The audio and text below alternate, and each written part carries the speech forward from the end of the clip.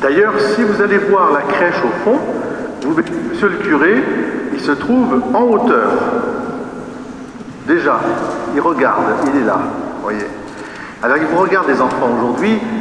Aujourd'hui, ma première question, c'est de vous demander, c'est qui Jean le Baptiste? C'est qui? C'est celui qui a baptisé Jésus. C'est déjà une bonne réponse. Est-ce que vous savez un peu plus sur Jean le Baptiste?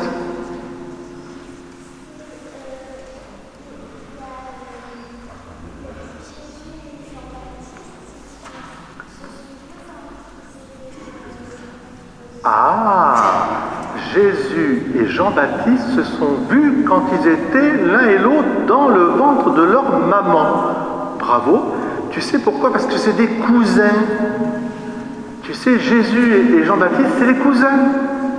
Et alors, effectivement, tu as déjà donné une petite réponse à ce que je voulais vous dire. Les enfants, Jean, il envoie les disciples aller demander à Jésus, es-tu celui qui doit venir ou est-ce qu'il faut en attendre un autre? À votre avis, les enfants, est-ce que Jean, il pensait que Jésus était bien le Fils de Dieu, le Messie?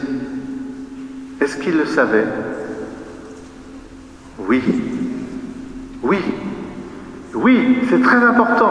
Parce que comme tu as très bien dit, avant même qu'il soit petit, bébé dans le ventre de leur maman, eh bien, il a été présanctifié par Jésus. Et il savait très bien, dans la puissance de l'Esprit Saint, lui, le cousin de Jésus, que c'était bien lui le Messie. Puisque, quand il reçoit Jésus au baptême, il commence par dire, toi, te baptiser, mais c'est moi qui devrais, même pas, je ne suis même pas digne de te délier la courroie de tes sandales. Et Jésus lui dit, laisse faire. Et à ce moment-là, la Trinité Sainte vient. Donc, c'est pour vous dire que Jean, il est en prison. Il va donner sa vie pour Jésus.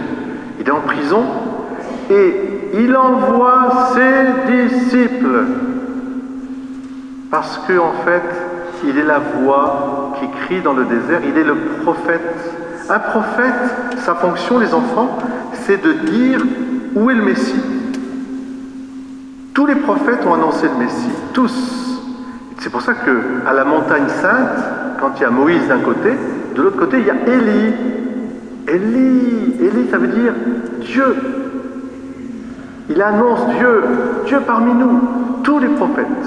Et Jean est le dernier des prophètes, parce que non seulement il l'annonce, mais il le voit. Et il l'indique. Donc, Jean le Baptiste, il savait qui était Jésus, mais il voulait que tous les enfants, tous les disciples, ils aillent vers Jésus. Vous comprenez?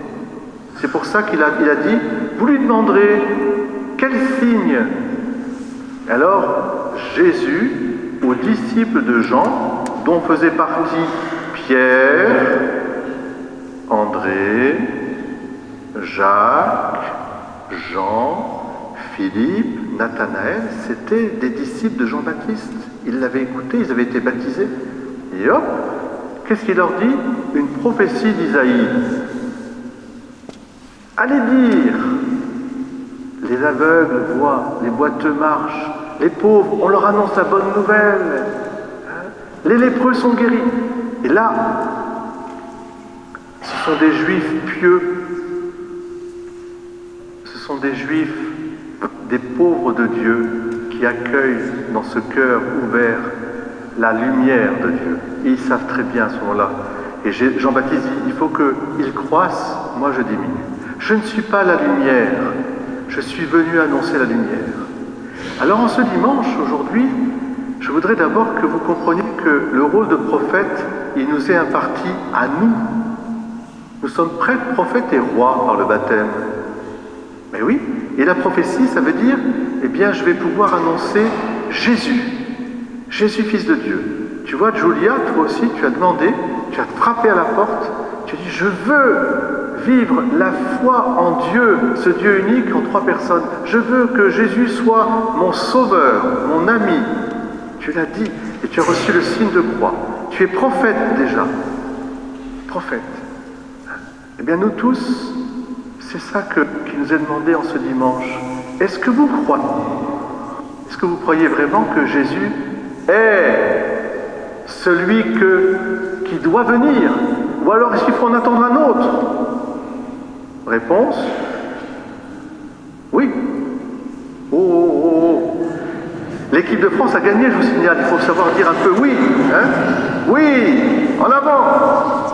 Alors, oui, mais c'est ça la pointe de la liturgie d'aujourd'hui. Si vous voulez être lumière, comment Jésus dit de Jean-Baptiste? Il dit une double chose qui est magnifique. Il dit d'abord que Jean, c'est le plus grand de tous les enfants des hommes parce qu'il le précède et il le montre. Mais il dit, et c'est pour vous les enfants, comme pour nous aujourd'hui, chacun, le plus petit dans le royaume des cieux est plus grand que lui. Qu'est-ce que cela veut dire? Eh bien, ça veut dire précisément ce que vient de faire Julia, ce que nous allons faire aussi en allant en procession à la crèche, bénir notre crèche, c'est que si nous vivons de la vie de Dieu, de la grâce de Dieu, de l'accueil de Dieu, nous sommes déjà dans le royaume. Et que même le plus grand des enfants des hommes sur la terre n'est pas plus grand que le plus petit. Alors comment est-ce qu'on peut vivre dans le royaume des cieux? Mais moi je vous donne comme modèle les santons. Ah, les santons. Vous savez ce que c'est qu'un santon? C'est des petits personnages. Alors c'est quoi les santons?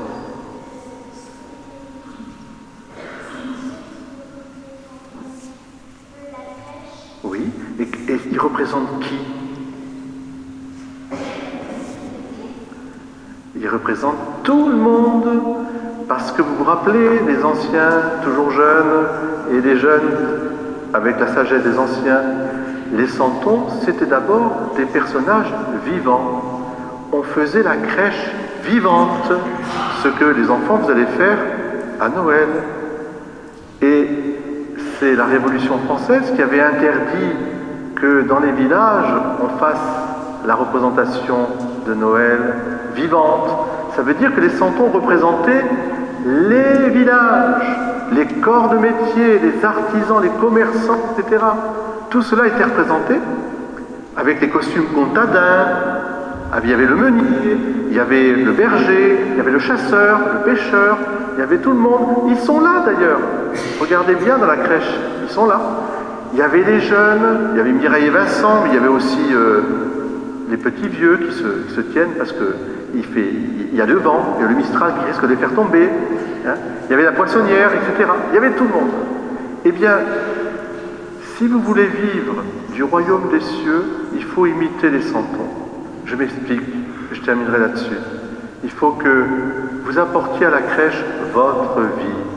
Pas la vie des autres, pas de comparaison, pas de vous voyez, tout ce qui vient, je dirais, polluer notre vie et nous empêcher d'être libres parce qu'on est toujours en train de regarder l'autre et puis de le suspicier, etc. C'est terrible ça. La comparaison est poison. Il faut apporter votre vie telle qu'elle est et l'apporter en vérité. Dieu ne veut pas de vous que vous soyez des uniformes. Il veut que vous soyez chacune et chacun, vous, avec ce qu'est votre vie. Mais apportez-la.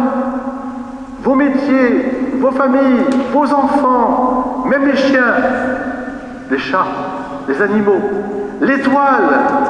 Tout le monde peut aller à la crèche. Tout le monde. Est-ce que vous voulez faire ça, les enfants? Apportez-vous vous-même à la crèche.